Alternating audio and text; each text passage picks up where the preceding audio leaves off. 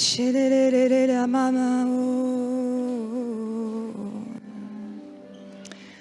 Jésus.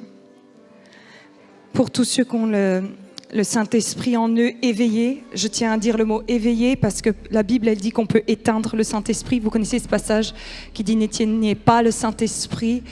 Pour ceux qui ont le Saint-Esprit en eux éveillé, nous le disons dans l'Église depuis plusieurs mois, mais beaucoup le sentent dans différents endroits. Il y a un mouvement de Dieu qui est en action et on met le mot réveil dessus, mais c'est la vérité. Vraiment, il y a un mouvement de Dieu. Les gens sont en recherche du plus de Dieu. Nous croyons que Dieu guérit, sauve et libère. Amen. Vous êtes d'accord qu'on croit en Dieu et qu'on ne croit pas au Père Noël? On croit en Dieu qui sauve et libère. Et si tu crois en un Dieu, forcément il agit. Et dans ce mouvement de réveil qui est là, le Seigneur, il a annoncé qu'il allait commencer par sa maison. Et beaucoup d'entre nous, on a senti que le Seigneur était en train d'aller nous chercher. Vous êtes avec moi? Il vient nous chercher. Beaucoup de repentance, beaucoup d'envie de lire la parole de Dieu, une nouvelle faim, une nouvelle soif. Et si Dieu il commence par sa maison, il va commencer par l'individu. Amen. Parce que la maison de Dieu, elle est faite de plusieurs individus. Et le Seigneur, il est en train d'aller guérir en profondeur sa maison pour l'un des plus grands réveils que ce monde va connaître. Parce qu'avant, les réveils qui se passaient, le Seigneur venait et touchait des endroits et ça finissait par s'éteindre. Parce que tout le corps de Christ n'était pas guéri et puis des gens venaient de loin mais vivaient quelque chose mais repartaient et n'arrivaient pas à continuer ce qui avait été commencé. Et puis les lieux où il y a eu le réveil, les gens n'ont pas été guéris. Quand je dis guéris, c'est guéri en profondeur dans leur cœur. Et du coup, il y a un moment donné, on s'orgueillit de la puissance qui se passe dans l'église, ou alors on se compare, ou alors... Et le feu s'éteint. La pire chose qui pourrait nous arriver, c'est que le feu s'éteigne. Mais le feu a démarré et c'est notre rôle, les chrétiens, écoutez-moi, c'est notre rôle d'entretenir le feu. C'est vraiment notre rôle. Et le réveil qui arrive, c'est vrai, c'est le plus grand réveil que le monde aurait connu, probablement à cause des réseaux sociaux qui vont répandre la nouvelle, probablement parce que c'est ce que le Seigneur a prévu, parce que la Bible elle dit que nous irions de gloire en gloire, parce que c'est une grâce de vivre aujourd'hui en 2024. Dis-le à ton voisin, c'est une grâce.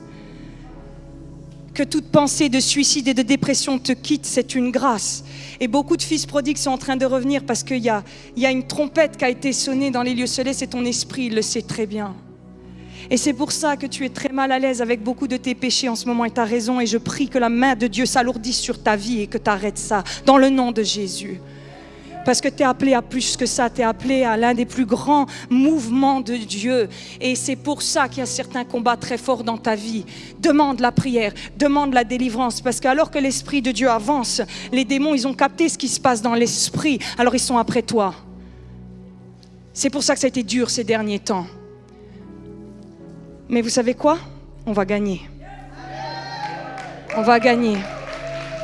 On va gagner parce que la tiédeur, on a déjà fait, ça ne marche pas trop. L'offense, d'être offensé, on a essayé, ça ne marche pas trop. Ça fait que de nous des recroquevillés sur nous-mêmes, qui comptons les points, ça ne marche pas, ça ne gagne personne, ça ne libère aucune personne, ça n'amène rien. Certains d'entre nous, on s'est laissé endormir, on a pu être à l'église des fois pendant 10 ans. Est-ce que notre vie a été meilleure? Non. Certains d'entre nous, on est même retournés dans le monde. Est-ce qu'on revient en meilleur état? Non, c'est le moment. C'est le moment. Et Dieu est en train de guérir en profondeur. Et les 2 dernières semaines, nous avons parlé sur le cœur du Père. Parce que vous savez quoi? Si on a la puissance de Dieu, mais pas le cœur du Père, nous allons faire mal aux gens. J'ai vu des gens exercer la délivrance de la mauvaise façon. À part maltraiter les gens et puis humilier les gens, alors que la délivrance, pour moi, c'est le ministère le plus glorieux parce qu'il rend les gens libres et enfin ils deviennent normaux, ils deviennent apaisés. C'est un ministère d'honneur, la délivrance. Amen. Et le problème, c'est que chez les charismatiques, on a mis l'accent sur la puissance. Et puis chez les gens non charismatiques, on a mis l'accent sur le bon comportement. Et puis mais au fond, le cœur n'est pas touché parce que le bon comportement, ça devient un bon religieux bien dur et tout doit être dans la boîte. Et si c'est en dehors de la boîte, il juge, il casse. Et puis celui qui est charismatique, eh ben, si ça saute pas partout et tout ça, il juge aussi. Il dit oh ben, vous êtes mort, vous êtes coincé, et c'est pas le cœur du Père.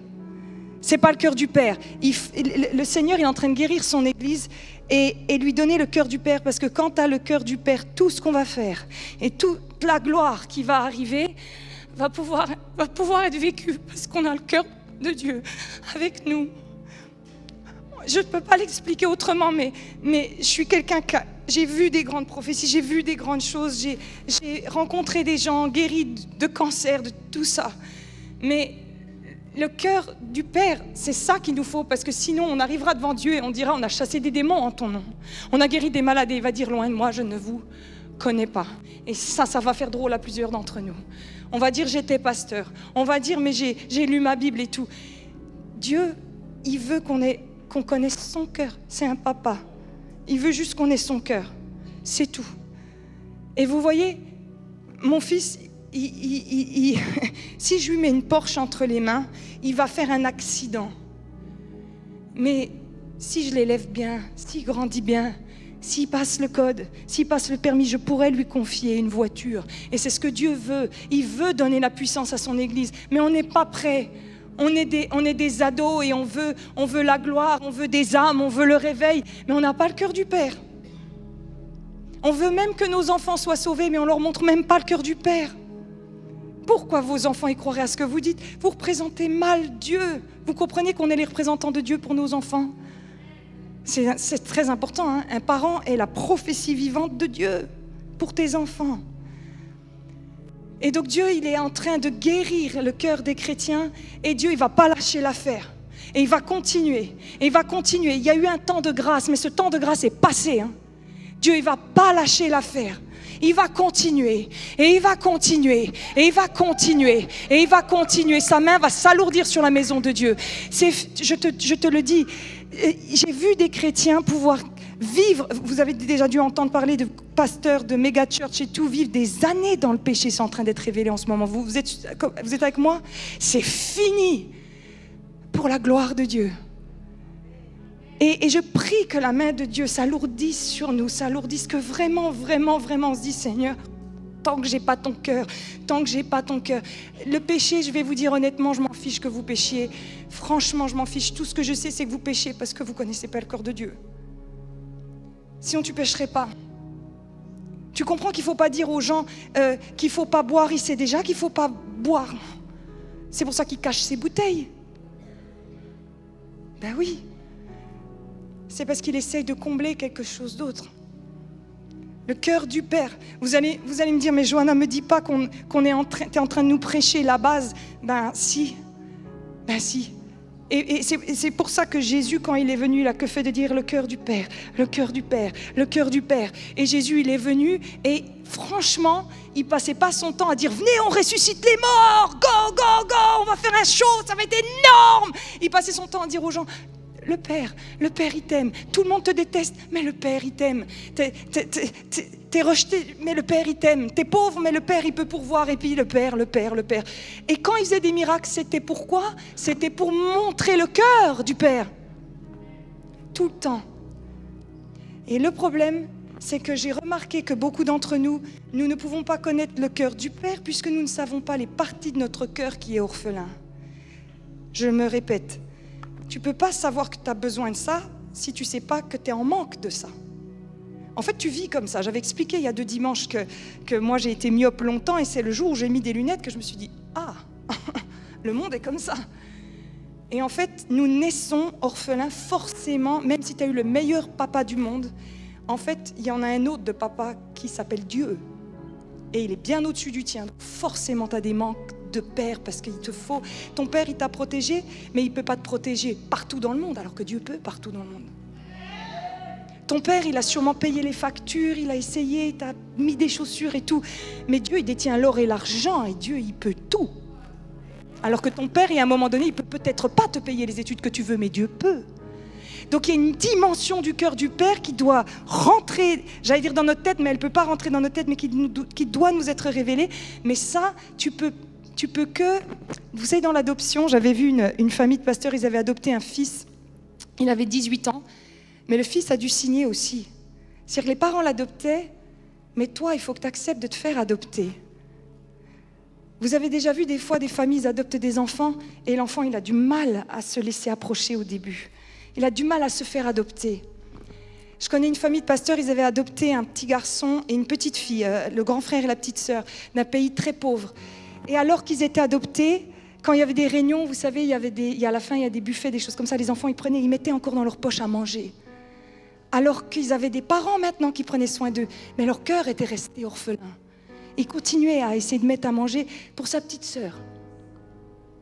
Et beaucoup d'entre nous, on a encore des cœurs orphelins. Et vous savez comment je le sais? Parce que le réveil n'est toujours pas là. Parce que si nous étions en capacité, si nous étions guéris, Dieu nous aurait donné la Porsche, comme je la donnerais à mon fils. Enfin, j'ai pas les sous pour, mais il a, le papa, mais bon, le papa là, hein, pas le papa là.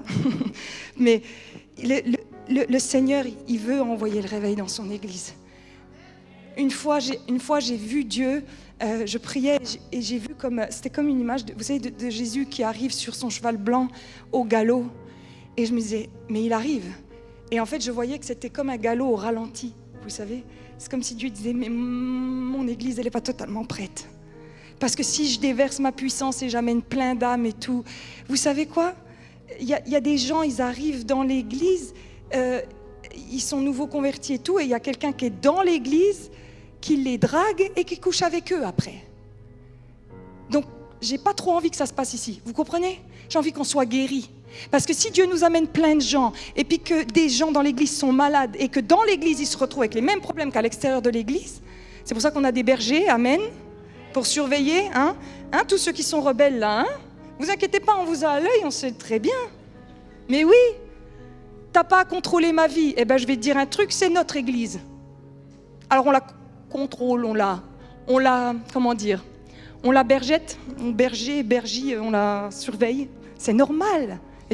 On la pastor, ouais, on la pastor. Pastor en espagnol veut dire berger. Pastor, vous saurez, c'est bien. On repart dans les langues.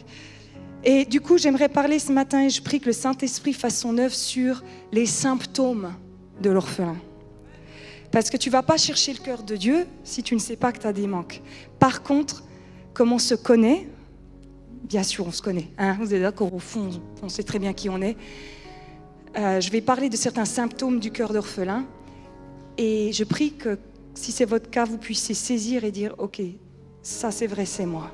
Donc dans ce domaine, j'ai un trou dans mon âme, comble-le Seigneur. » Amen. C'est le seul moyen.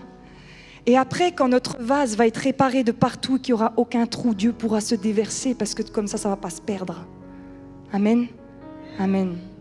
Est-ce qu'on peut mettre le PowerPoint? Ouais, le cœur orphelin. Jésus, il va dire « Je ne vous laisserai pas orphelins ». Alors ce verset, il ne parle pas du statut d'orphelin, même si dans la Bible, il y a des orphelins comme la reine Esther. Vous savez, elle est orpheline, la Bible, elle nous le dit. Mais là, Jésus, il va s'adresser à ses disciples qui ne sont pas orphelins. La preuve, par exemple, on a l'apôtre Pierre qui va avoir sa famille, donc il est marié, il y a sa belle-mère qui tombe malade, donc on voit que c'était des gens qui vivaient en famille, c'est une culture juive. Donc dans les disciples, nous avons des frères, vous savez, André, tout ça, ils sont frères, et puis on voit que c'est les fils de Zébédée, donc ils ont un père, donc il leur dit pas, parce que sinon ils auraient dit, on n'est pas orphelin Jésus, qu'est-ce que tu racontes, Zébédée c'est mon père. Il parle d'un statut spirituel, ça veut dire que tu as beau avoir des parents, ton âme, elle a besoin du Papa Céleste. Et je vais t'informer de quelque chose, un jour tes parents partiront. On finira tous orphelins. Et il te faudra Dieu. Amen. Vous savez, ça va peut-être vous faire bizarre, mais nous on le dit à notre fils, on lui dit, un jour nous on partira, notre but c'est d'implanter tellement le Père en toi que le jour où moi je pars, mon fils y tienne. Je veux pas que mon fils s'écroule le jour où moi je pars. Je veux pas ça, je veux qu'il est Dieu. Amen. Du coup, j'aimerais qu'on lise, alors c'est l'histoire du fils prodigue et on va se concentrer sur le deuxième fils parce que le fils prodigue numéro 1, c'est très simple. Vous connaissez tous l'histoire, il va voir son père, il dit « Donne-moi mon héritage, donne-moi les sous ». Il va, il fait le coquinou, vous êtes d'accord? Il y va, puis il se dit « Mauvaise idée », il revient. En gros, je vous ai résumé le fils prodigue, d'accord? Ça, c'est typique de quelqu'un qui va dans le monde, qui fait le tour du monde, qui voit que ça lui a rien donné. Ceux qui viennent du monde, qui viennent pas de famille chrétienne, vous êtes d'accord avec moi que ça fait du bien d'être arrivé auprès du Père. Amen. Le monde n'a rien à donner. Mais le deuxième fils, c'est nous les chrétiens. Parce que nous sommes dans l'Église, mais nous pouvons être tout aussi décalés. Il y a deux fils dans l'histoire.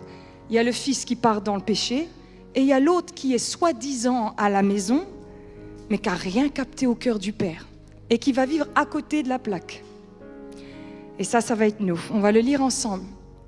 Or, le fils aîné était dans les champs. Lorsqu'il revint, il approcha de la maison et il entendit la musique et les danses. Il appela ses serviteurs et lui demanda ce que c'était. Ce serviteur lui dit « Ton frère est de retour, et parce qu'il l'a retrouvé en bonne santé, ton père a tué le veau gras. » Il se mit en colère et ne voulut pas entrer. Son père sortit et le pria d'entrer. Mais il répondit à son père, « Voici, il y a tant d'années que je te sers, sans avoir jamais transgressé. » Lui, il est fort, hein. Celui qui peut dire qu'il n'a jamais péché, franchement, jamais transgressé tes ordres. Et jamais tu m'as donné un chevreau. Bon, il a l'air d'être bien logis, il a l'air d'être dans les champs chez son père, mais apparemment, il n'a pas une chèvre. Oh, choupette. Il a tout, mais il n'a pas la chèvre. Bon, bref. Pour que tu me réjouisses avec mes amis. Et quand ton fils est arrivé, celui qui a mangé ton bien avec des prostituées, c'est pour lui que tu as tué le veau gras.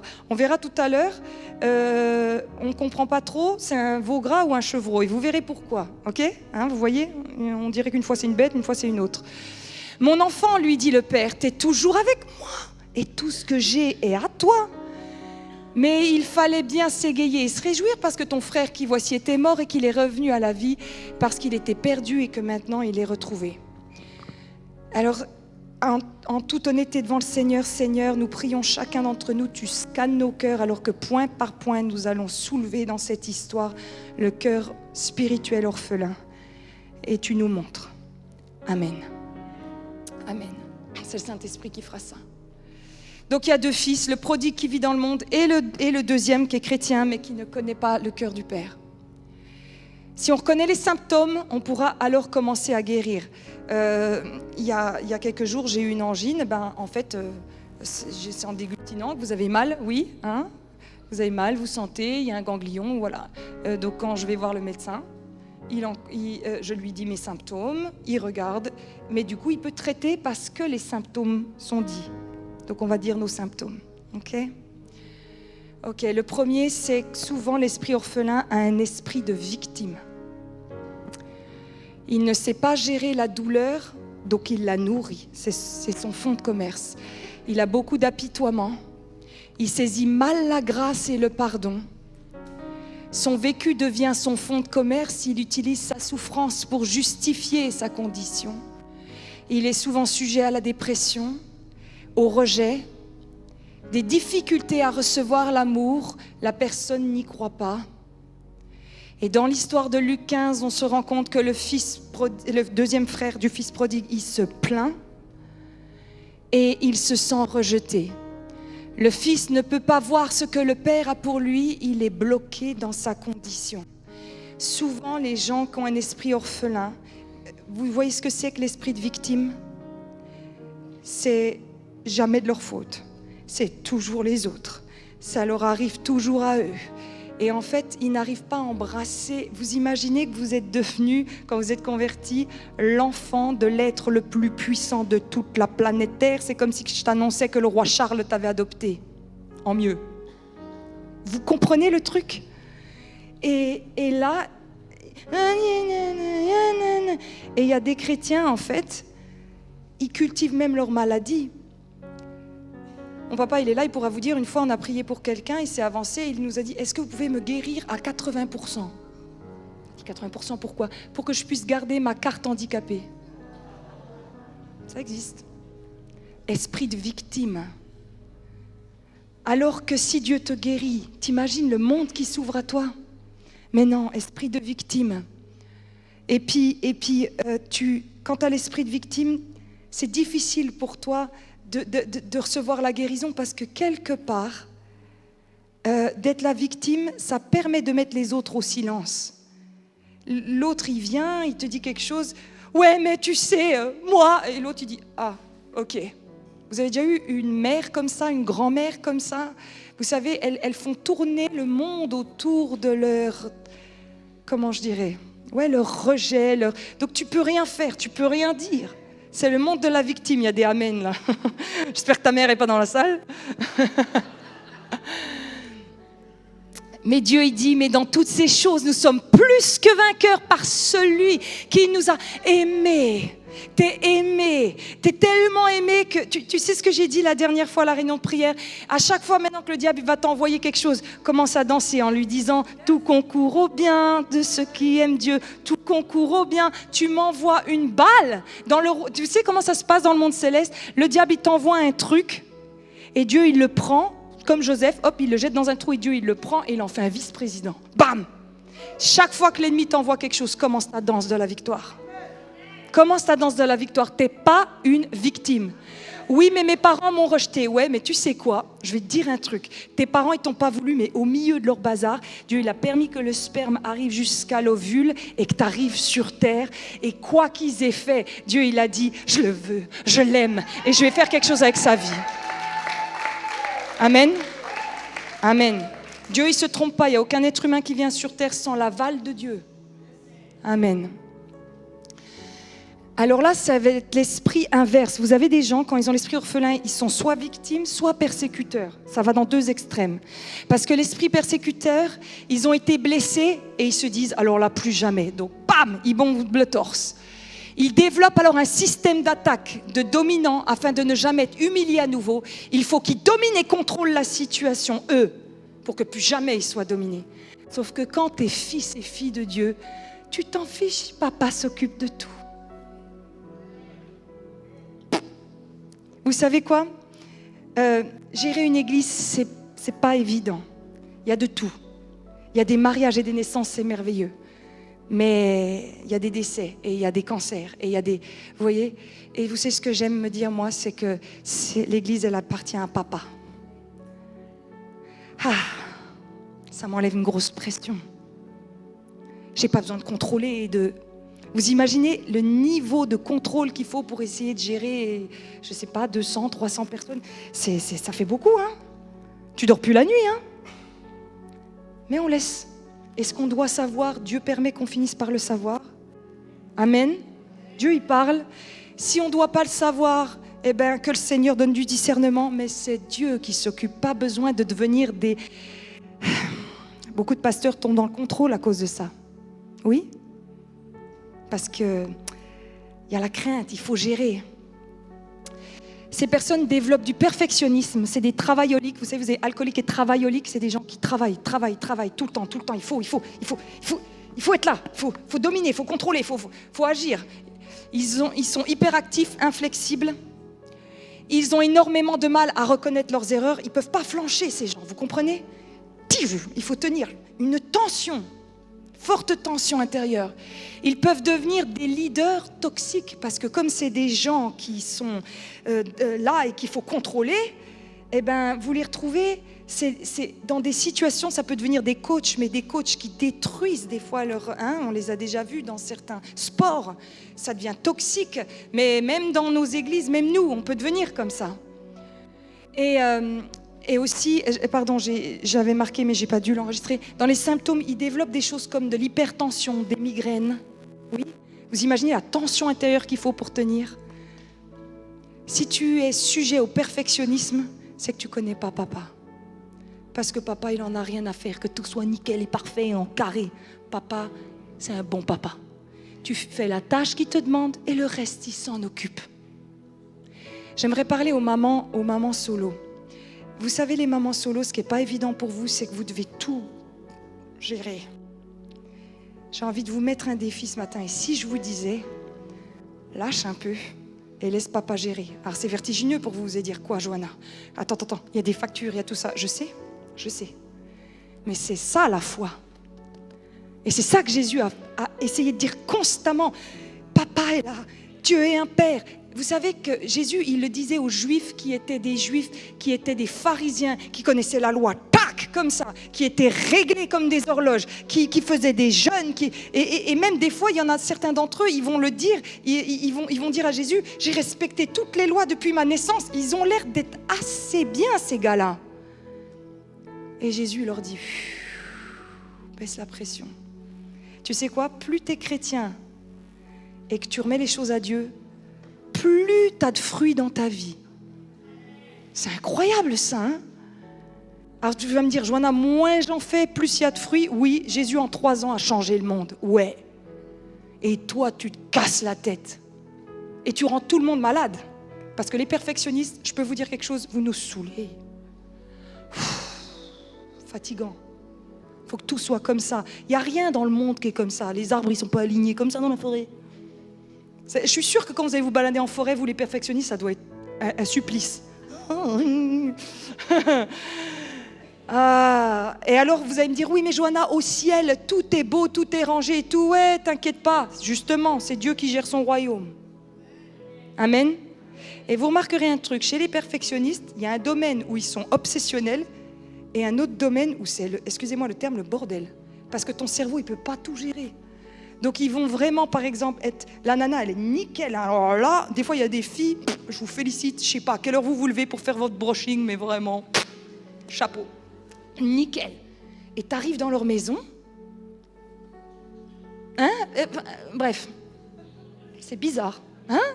Il y a des filles qui rigolent, mais hein, elles ont laissé tout le maquillage qu'elles ont mis sur la tête, d'ailleurs, partout. Bref. Et tu finis par te dire, c'est bizarre. Tu n'es pas libre, tu n'es pas guéri. Dans Luc 15, ce fils, il n'est pas heureux pour son frère qui est revenu. Parce que c'est pas normal. Ça devrait être comme ça. Et c'est pas comme ça. Il travaille beaucoup dans les champs, on voit qu'il travaille, mais le père ne lui a jamais demandé autant. Il va dire, moi j'ai travaillé. Et le père, il lui dit, mais tout ce qui était à moi était à toi. Vous savez, on va arriver au ciel, puis on va dire à Dieu, j'ai fait tout ça.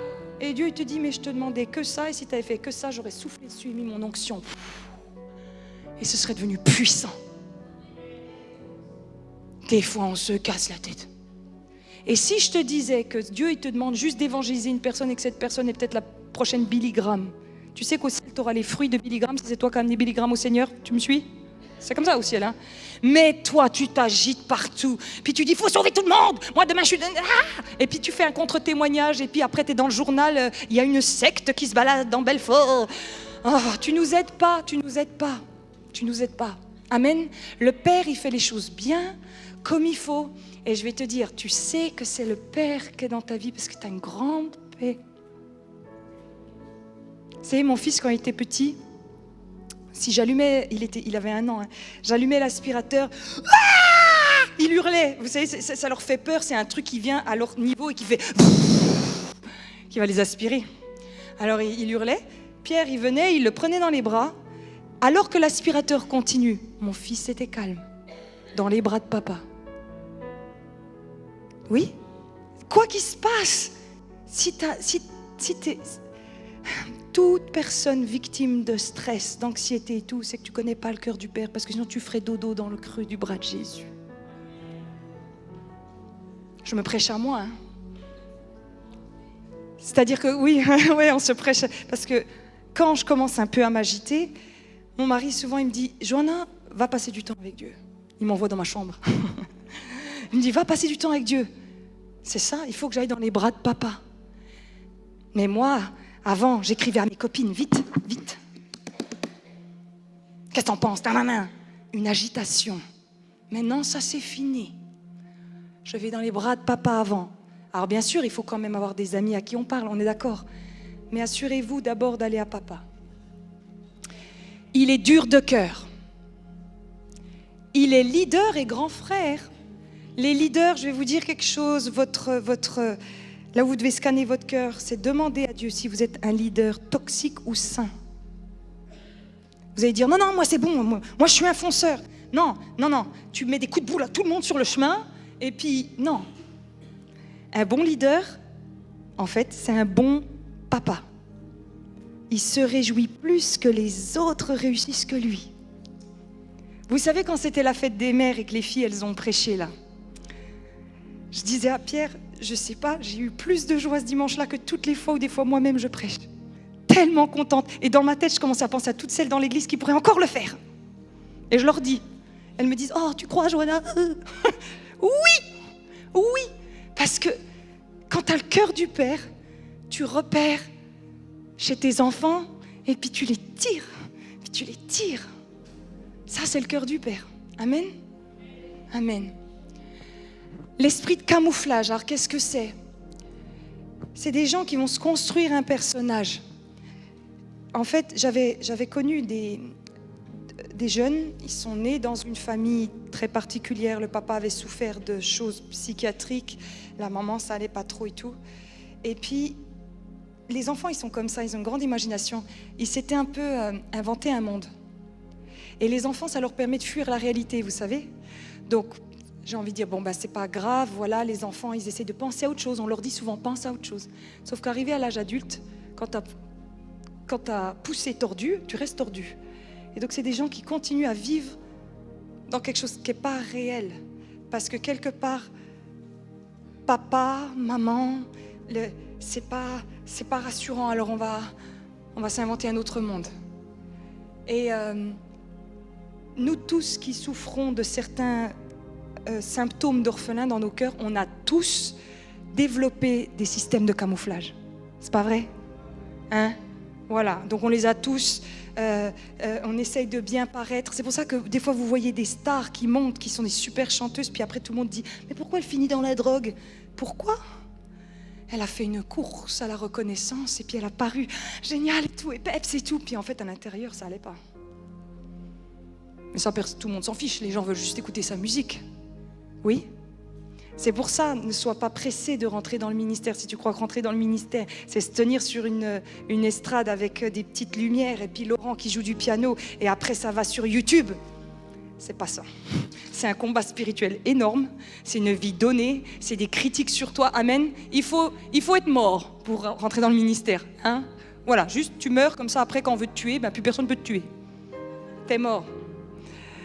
Ils ont beaucoup de problèmes avec le mensonge et l'exagération parce qu'il faudrait pas que les gens y voient, faut toujours paraître. Ils ont besoin d'exister, d'être sous les projecteurs, d'être vus, de posséder souvent du bling-bling. Parce que tu comprends, t'es pas satisfait avec qui tu es. Alors il faut que tu sois quelqu'un d'autre. Et c'est pour ça que des fois, vous avez des gens, ils rêvent d'être chanteuses, elles chantent faux, puis tu as envie de juste lui dire, tu chantes faux, pourquoi tu t'obstines?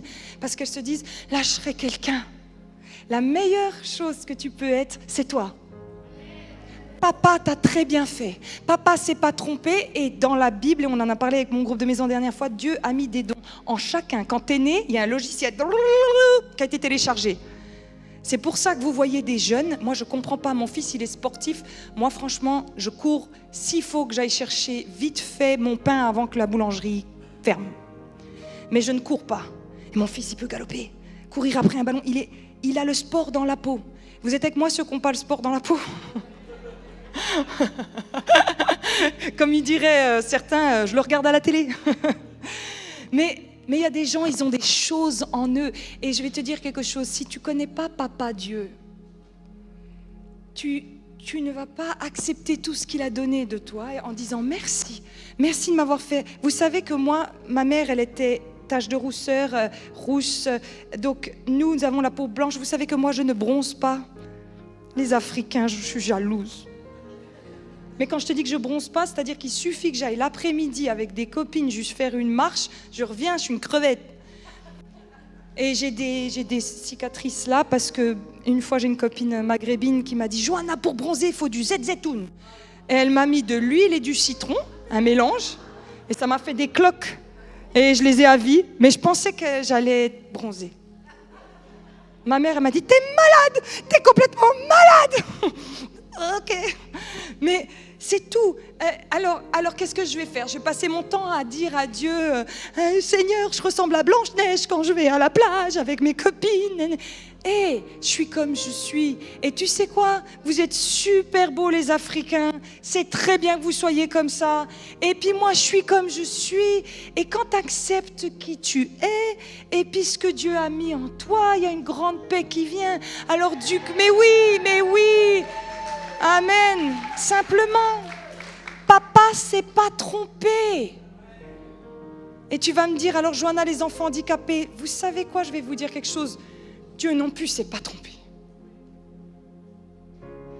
Parce que j'ai vu des fois des enfants handicapés plus heureux que des gens pas handicapés.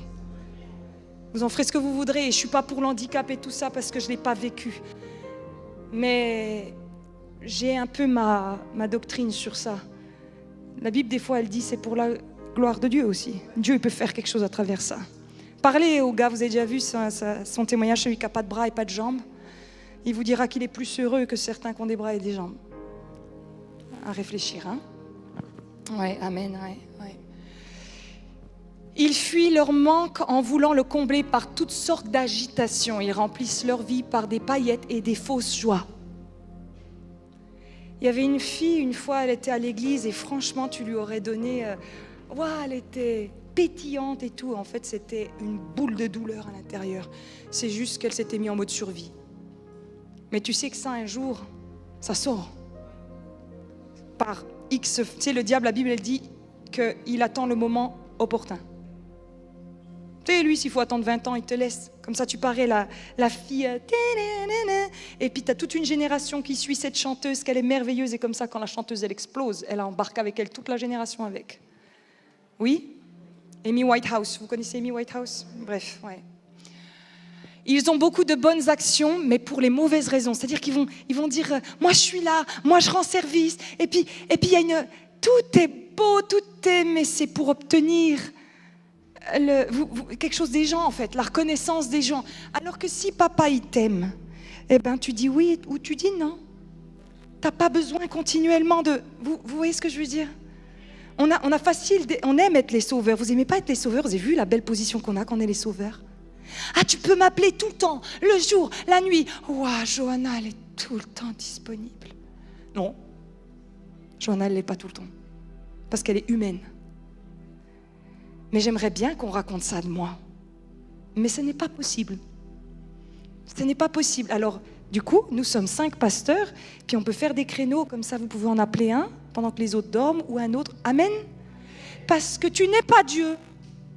Il est Dieu. Et il fait très bien. Et si tu ne veux pas mourir d'une crise cardiaque un jour, laisse Dieu faire. Amen. Ils peuvent se retrouver dans des positions de leader alors qu'ils ne sont pas guéris. Et donc, ils ont un faux charisme, mais l'épreuve finit par le démontrer. C'est-à-dire qu'ils sont là, c'est des leaders. Mais comme ils ne sont pas guéris, il suffit qu'on vienne toucher leur structure et paf, ça explose. Par exemple, s'il y a une histoire dans l'église, vous voyez, il y a des pasteurs, ils gèrent ça avec beaucoup de sagesse. Et il y en a d'autres, ils sont en panique. Oui? Et il y a des choses comme ça dans nos vies, on le voit vite, hein. Alors tout va bien, mais il suffit d'une épreuve. Je vais vous dire quelque chose. L'épreuve, ça montre où tu en es. Je leur dis, l'épreuve, ça montre où tu en es. Vous savez, j'ai dû apprendre à guérir. La première fois que j'ai été sur les réseaux sociaux, vous savez, il y a des commentaires. Et quand il y a des commentaires méchants, je m'en rappelle, je tremblais de l'intérieur en me disant, oh! Parce que les gens sont capables de dire des trucs, vous voyez, et j'étais, oh là, je peux pas lire ça et tout. Et aujourd'hui, j'en ai des milliers. Ça passe là, voire même, je m'étais dit que je pense que je vais les publier et faire un livre. Parce que vous allez rire. Ça va vous faire rire. Il y en a des bons, des commentaires. Mais il a fallu l'épreuve pour me montrer, ah mais Johanna, en fait, ce que les gens pensent, ça compte, hein. Mais non, je dois faire la tâche que Papa Dieu me demande. Et Papa Dieu, il s'occupera de mes ennemis. Est-ce que je peux dire quelque chose? Si tu es chrétien, normalement, tu as des ennemis. Si tu es monsieur et madame passe-partout, tu es un faux Luc. Ça va, j'ai pas dit gros mots. Tu es un faux Luc. Ah, il y en a qui font « Oh, j'ai compris !» C'est faux. T'es faux. Normalement, tu déranges. Ok? Il y a des gens qui disent « Les chrétiens, il faut qu'ils amènent la paix partout. » Eh bien, quand il fallait combattre l'esclavage, t'y allais pas, il fallait se lever. Amen. Et si on pouvait se lever aussi contre d'autres trucs comme la prostitution, la porno et tout, ce serait top. Hein? Amen. Enfin, ça, c'est une autre idée que je balance là-dedans. Donc, le fils prodigue, il se comporte comme un serviteur, pas un fils. Il n'est pas qui il devait être. Vous voyez, il est pas fils, il est autre chose. Il est bosseur. Il a mis un autre manteau que le manteau qu'il devait être. Le père, il va lui dire, mais t'étais mon fils. Pourquoi tu... Ouais. Et il a un poste, mais ça ne le comble pas. Apparemment, il bosse dans les champs, ça a l'air d'être un bosseur, il fait ce qu'il faut, le fils. Mais est-ce que ça le comble? Je vais te dire un truc. La meilleure chose que tu peux faire dans ta vie, une fois que tu as donné ta vie à Jésus, c'est d'aller vers Papa Dieu, puis tu dis, pourquoi est-ce que tu m'as créé? Quelle est ma mission sur terre? Si c'est d'être prof, oh merci d'exister, sois le meilleur prof, il nous faut des profs chrétiens. Va, sois créatif, c'est les chrétiens qui ont inventé les écoles. Amen. L'intelligence, l'éducation, demande à Dieu. Parce que tout le monde n'est pas appelé à être pasteur, gna gna gna gna gna. Vraiment, demande-lui. Et puis après, tu te reposes dans ça. Et tu fais ton boulot. Vous savez, il y a des infirmières, vous êtes exceptionnelles. Merci d'exister. Merci d'exister, tous ceux qui sont dans le milieu médical, mais quel bonheur. Si on était au fin fond de la jungle, beaucoup d'entre nous seraient morts d'une simple appendicite, oui?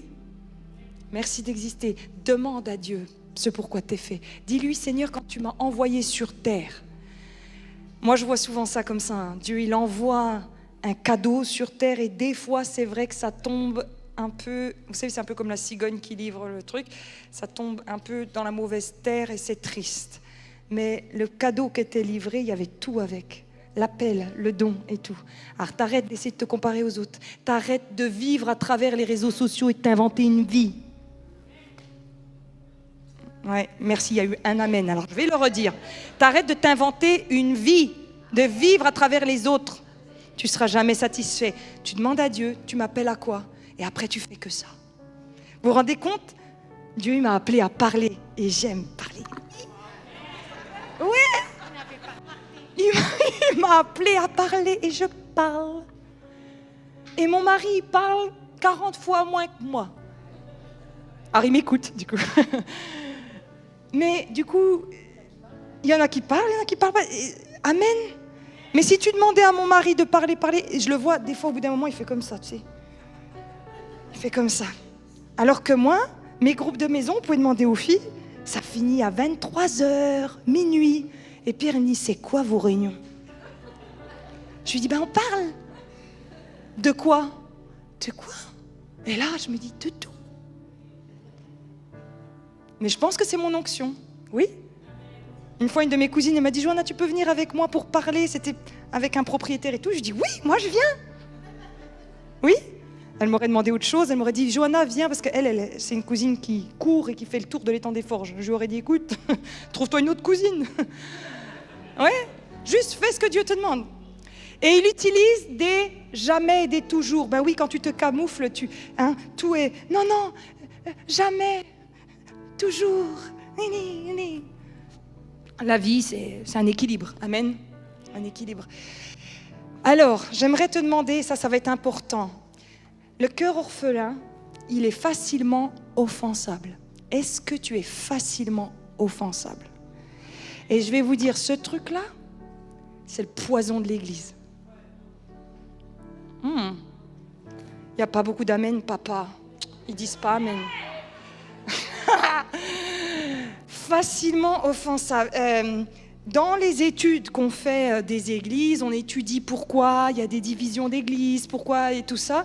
C'est pas parce que on a appris un scandale que Jean-Marie a piqué dans la caisse et s'est acheté une Porsche. Une Dacia, il me dit. J'allais dire, il n'y a pas besoin de piquer dans la caisse pour acheter la Dacia. Enfin. On coupera ça au montage. Vidéo. Hein? Comment? Oui. Alors, revenons les enfants. Alors, si tu es offensable, c'est le petit poison qu'injecte le diable dans les églises. Shirazade, elle m'a pas dit bonjour. Elle n'a pas répondu à mon texto. Je suis sûre que... Alors, je suis sûre que... Oh celui-là. Dans la tête. Les filles, je suis sûre, c'est nous qui écrivons tous les scénarios de Netflix. C'est nous, c'est sûr. Drama. Et je peux vous dire quelque chose, les filles, pour peu que pendant le mois, ce soit notre période, alors là, le drama, il devient catastrophique. Alors là, c'est la vérité, il faut prêcher ces choses-là. Mesdames, durant le mois, s'il vous plaît, quand c'est ce moment-là, diminuez tout ce qui se passe dans votre tête fois 40. Et messieurs, ne nous écoutez pas. En fait, Pierre, il me regarde, puis il me dit, je dois vraiment prendre tout ce que tu me dis là. Non, laisse tomber. Vraiment, c'est une clé très spirituelle qui évitera beaucoup de démons. Donc, la liberté, c'est l'amour du Père, mais l'offense, c'est la prison du diable. Je le redis, la liberté, c'est l'amour du Père, mais l'offense, c'est la prison du diable. Tu as déjà été offensé par quelqu'un, tu as vu ta semaine, comment elle se passe? Tu te fais voler du temps. Voler. L'offense, ça vole. Vous savez, on a un groupe WhatsApp avec les pasteurs. Imaginez, ils sont tous pris dans différentes choses. Si à chaque fois qu'ils ne me répondaient pas, et comme je vous ai dit, moi j'en envoie beaucoup, les pauvres, j'en envoie beaucoup. Si à chaque fois qu'ils ne me répondaient pas, je me disais, ils répondent pas. Eh bien, 3 mois après, je vais les voir, je leur dis, écoutez, je pense que je vais quitter l'équipe. Je vois bien que vous n'en avez rien à faire. Et ils vont me regarder en me disant, mais Joanna, je ne comprends pas, qu'est-ce qui s'est passé? Ah ouais, qu'est-ce qui s'est passé? Ça vous regarde? Ah ouais, vous rigolez parce que vous êtes comme ça. Ah, les groupes WhatsApp des groupes de maison, là, qui partent en vrille. Elle a laissé un pouce, et alors? Enfin, vous comprenez? C'est ça le problème. Mais ouais, mais c'est ça qui fait que les gens, ils quittent les églises, je vous le promets. Demandez aux gens, une fois il y a quelqu'un, il est venu et il m'a dit, Joanna, comment on en est arrivé là? Et je lui ai dit, elle est bonne la question. C'est une accumulation de petites offenses à la noix. Chacun progresse, ok? Chacun son domaine. À la noix. Et on les accumule, et à la fin, on finit par être enfermé parce qu'on a laissé 1 brique, 2 briques, 3 briques. Alors tu vas dire à ton voisin, je te pardonne de toute offense. Tourne-toi, parce qu'il y en a, vous êtes assis l'un près de l'autre et je crois qu'il faut que vous le disiez. Ouais. Et si c'est ton conjoint, tu lui dis 2 fois.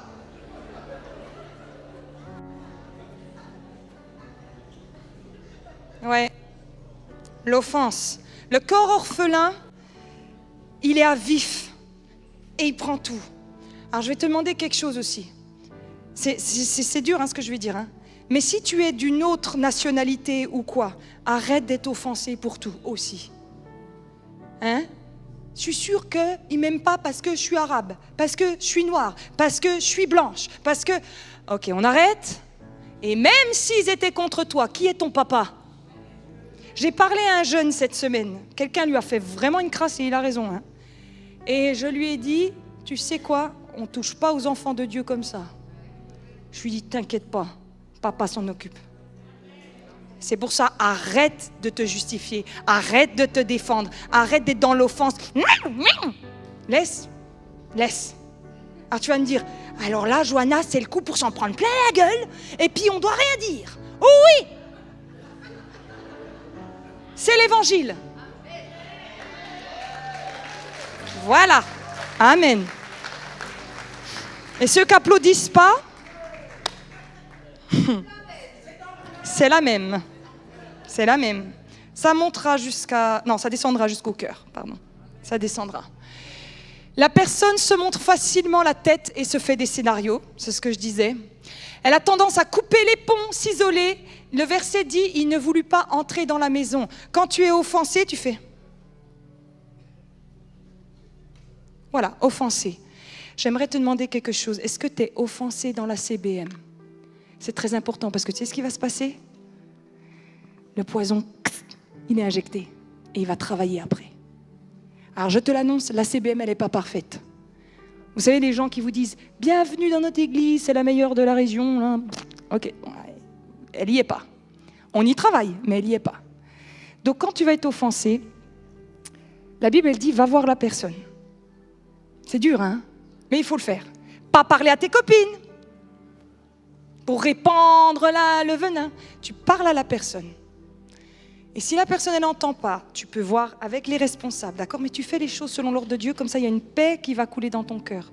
Tu ne fais pas une révolution au sein de la CBM. Ça ne va pas marcher parce que Dieu va te résister. Le but est de gagner ton frère, pas de faire un putsch. Amen? Ok, c'est très important. Et il y a deux sortes d'offenses. Il y a la vraie et il y a la fausse. Il y a celle que tu t'es faite dans ta tête. C'est pas vrai ça? Je suis sûre que tu es sûre de rien du tout. Tu étais là? Tu n'étais pas là. Tu connais les pensées du cœur? Non, c'est Dieu qui connaît les pensées du cœur. Oui, mais ça fait déjà 3 fois. Et alors? Peut-être que la 4e fois, la personne, elle était juste fatiguée. Alors t'arrêtes maintenant. Oui? Et c'est un problème français, ça. C'est un problème français, l'offense. Oui? Amen. Elle accumule des rancœurs, des offenses, de l'amertume. L'amertume, attention, hein, la Bible, elle dit que l'amertume, ça entraîne des portes aux démons. Oui, la Bible, elle dit tu finis emprisonné, toi qui ne pardonnes pas. Tu es irritable. Elle n'arrive pas à passer par-dessus le mal. Souvent, elle est dans le mutisme et le repli. Les gens qui sont mutés, c'est souvent des gens qui ont... Ils rongent leurs freins. Il y a une forme de tourment mental lié à l'offense. Il y a un besoin de vengeance et de justice. Et l'onction diminue dans la vie de la personne. Sa vie spirituelle est bloquée. Je te mets au défi d'avoir de l'offense et de réussir à entendre Dieu en même temps. Je te le redis, je te mets au défi d'avoir de l'offense et de réussir à entendre Dieu en même temps. Vous savez que des fois, j'ai prié, et puis je me disais, dis donc, Dieu, il parle pas et tout. Et c'est comme si le Seigneur me disait, moi, Johanna, j'ai rien à te dire. Tu vas et tu pardonnes. Non, mais attends, Seigneur, on peut au moins causer. Moi, j'ai un problème avec elle, mais on peut au moins prier pour mon fils Wesley, pour qu'il réussisse ses examens. Oh, on ne se moque pas de Dieu. Dieu est plus après l'état de cœur de Johanna que les examens du petit bouchon de Johanna. Je vais te dire un truc, si tu as du mal à prier, demande à Dieu si tu as de l'offense dans ton cœur. Si tu as du mal à venir à l'église, demande à Dieu si tu as de l'offense. Si tu as du mal à louer Dieu, vous savez ce qui se passe quand tu es à l'église et que tu as quelque chose contre quelqu'un, tu dois louer, mais en fait tu es comme ça. Ah, là, c'est terrible. Quand on est sur l'estrade, on voit la tête des gens qui font oui, c'est vrai. Et ça combat ta vie spirituelle, l'offense. Et si on veut le réveil, il va falloir qu'on se pardonne vite, très vite. Je vous l'ai dit samedi, pas là, mais d'avant. Je suis allée à une réunion avec un pasteur. Et donc lui, il a fait 33 fois de la prison. Et il a eu les coups de bâton. Et puis il a eu toutes sortes de persécutions. Et il a dit, le seul moyen de continuer dans le ministère, c'est de pardonner vite, vite. Dès qu'on vous met en prison, vous commencez à bénir ceux qui vous ont trahi, ceux qui vous ont dénoncé, tout ça. Vous bénissez, hop, l'offense, elle part.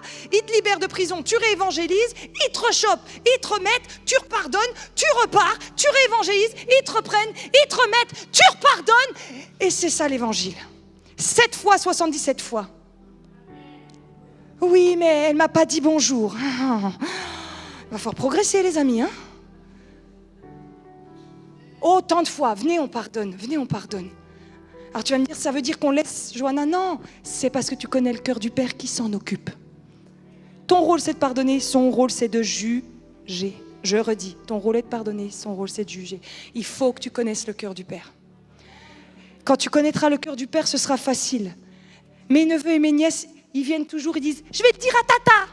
Et ils viennent me le dire parce qu'ils savent que Tata va faire quelque chose. Oui? C'est-à-dire qu'il faut laisser, Dieu va s'en occuper. Lâche l'offense. Lâche l'offense. Et si tu as des problèmes ici, tu auras les mêmes problèmes dans une autre église. Vous êtes avec moi? Et si tu as des problèmes dans ton couple, je sais que tu as envie de changer. Hein. Mais, alors il y a des cas où il faut. Hein. Mais ça recommencera. Hein. Le pardon, c'est une clé dans les couples. Amen. Je vais te le dire, il faut apprendre à pardonner. Hein. Dans Luc 15, du coup, il n'arrive pas à passer par-dessus le mal que son frère a fait. Et puis, il voit plus que ça. Il parle que de ça à son père. Et le fils n'entre pas dans la maison, donc il ne jouit pas des bénédictions du père. Quand tu as de l'offense, écoute-moi. Il y a énormément de bénédictions célestes qui sont complètement verrouillées. Je vais leur dire, quand tu es dans l'offense, il y a énormément de bénédictions spirituelles qui te sont verrouillées. On parle du royaume de Dieu, on ne parle pas de Disneyland où venez comme vous êtes.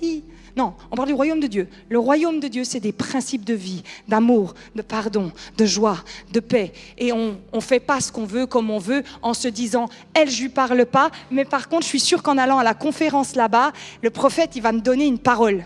Tu sais que Dieu peut verrouiller. Hein. Il y a des gens, je vais vous dire quelque chose, et comme ce sera en ligne, c'est très bien. Écoutez-moi bien, vous passez votre temps à écouter nos prêches en ligne, vous passez votre temps à aller de conférence en conférence parce que vous êtes offensés dans votre église. Et au lieu de régler le problème, vous espérez avoir des bénédictions ailleurs. Ça ne marche pas comme ça dans le royaume de Dieu. Ça ne marche pas comme ça. C'est verrouillé parce que Dieu est après ton cœur. Alors t'arrêtes de chercher le dernier prophète, d'écouter toutes les vidéos. Je préfère que tu n'écoutes plus aucune de mes vidéos et que tu ailles régler tes problèmes dans ton église. Amen. Fais-le.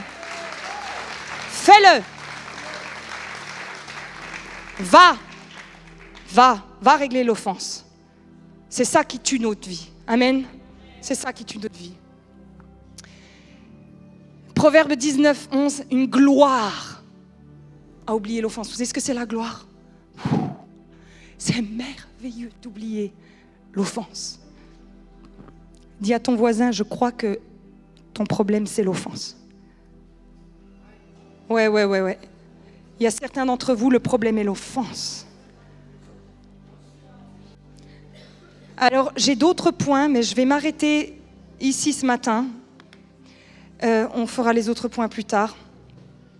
Mais j'aimerais qu'on prie pour ces premiers points et qu'on prie particulièrement par rapport à l'offense. Les équipiers de prière, vous pouvez venir, s'il vous plaît. Et on va prier parce que l'adoption, accepter d'être aimé du Père, c'est quelque chose, c'est comme si on passait devant, je sais pas, devant la justice et que le Père, il vous dit, je vais t'adopter tout ce qui est à moi et à toi, mais vous avez vu, le Fils, il a fait comme ça, il n'est pas rentré. Il y a certains d'entre vous, vous ne rentrez pas. Alors que dans la maison, il y a le veau gras, il y a tout, il y a la fête, il y a la musique, mais toi, tu n'es pas libre aujourd'hui, tu n'as pas la fête, tu n'as pas la musique dans ton cœur. Parce que tu ne rentres pas dans la maison de papa.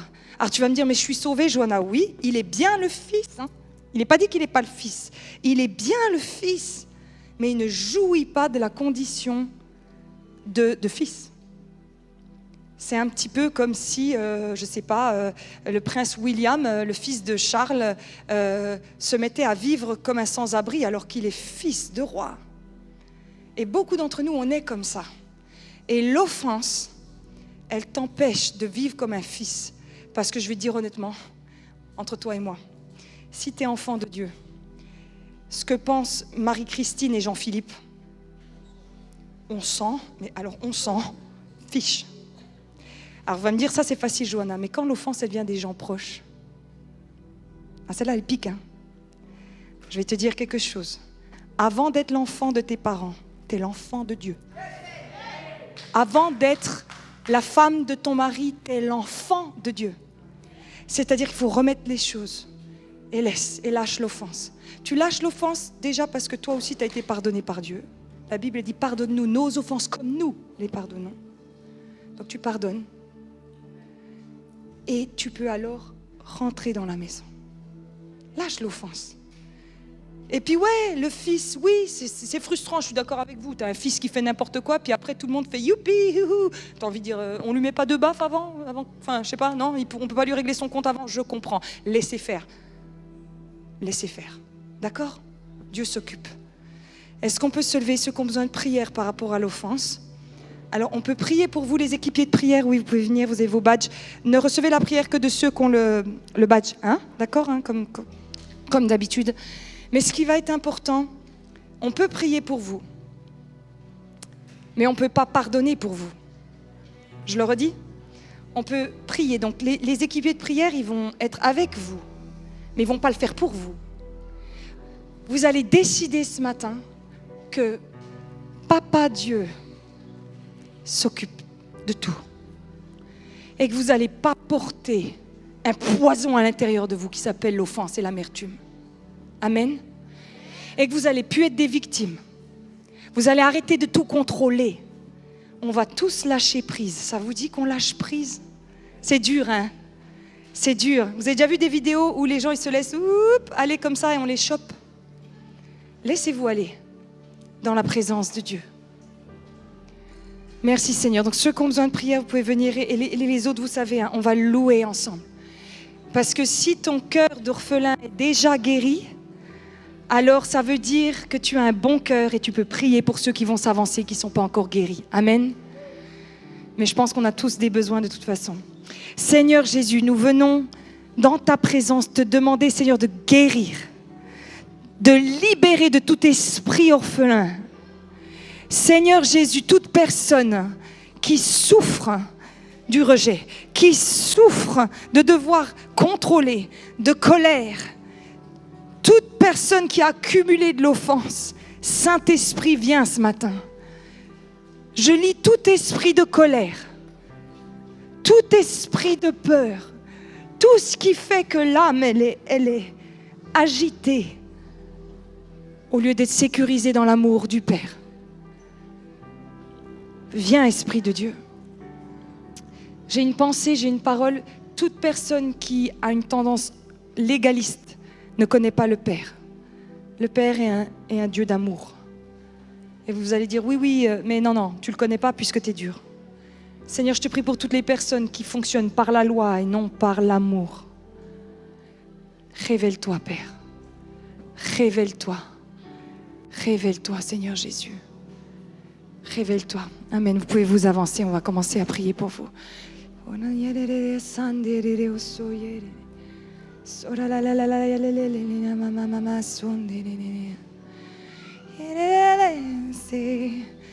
Que le Seigneur vous rappelle les gens avec qui vous avez de l'offense et juste vous lâcher. Lâchez. Ça n'apportera rien de bon. Ça n'apportera rien. Le Père va prendre soin. Le Père va compenser. Le Père va faire.